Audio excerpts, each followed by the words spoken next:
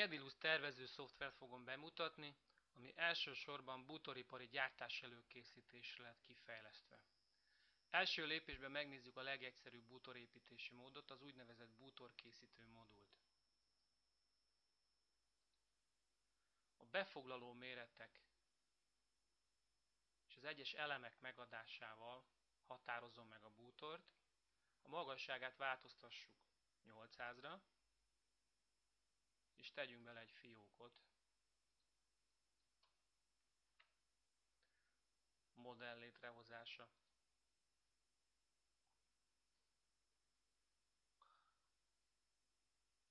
A bútort megnézhetem elölnézetben, oldalnézetben és felülnézetben.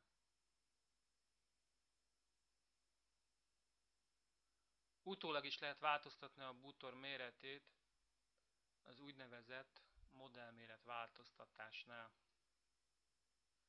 Változtassunk, a szélességet 200-ral növeljük, lehet csökkenteni is, ilyenkor negatív értékeket használok. A magasságát 100-zal növelem. Oké.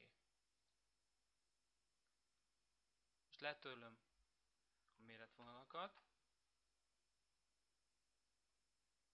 Egy pár méretvonalat újra rajzolok.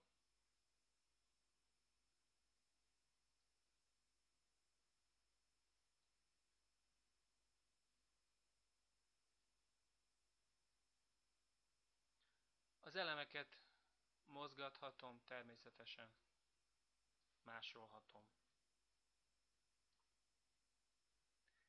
És a téglatest szerkesztőben a méretén változtathatok.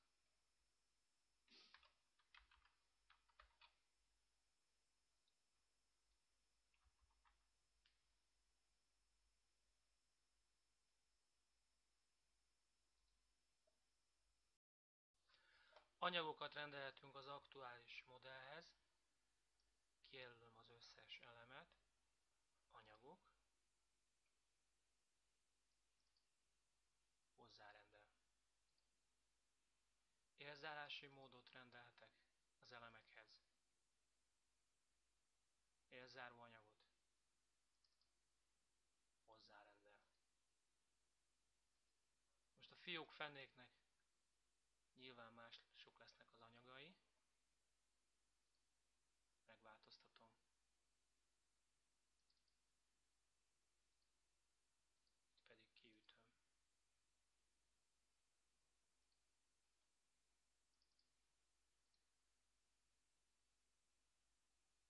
Ki lehet nyomtatni a rajzot elemlistával együtt.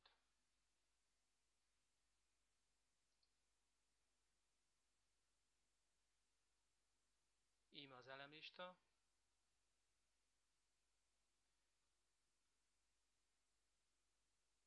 Ki lehet jelölni, hogy frontnézeti, oldalnézeti és felülnézeti rajzot is nyomtasson.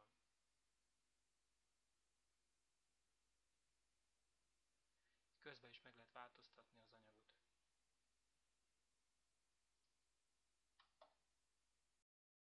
Alkatrészeket rendelhetünk az aktuális modellhez, ami az árajánlathoz vagy anyagjegyzékhez kell.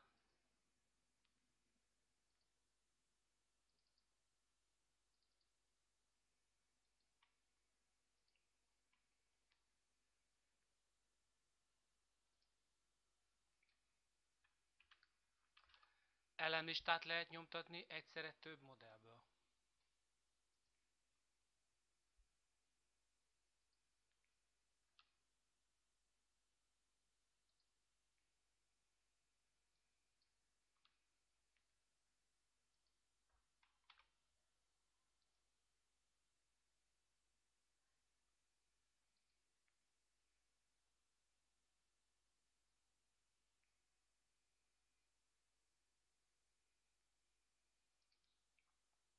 Árajánlatot lehet nyomtatni egyszerre több modellből.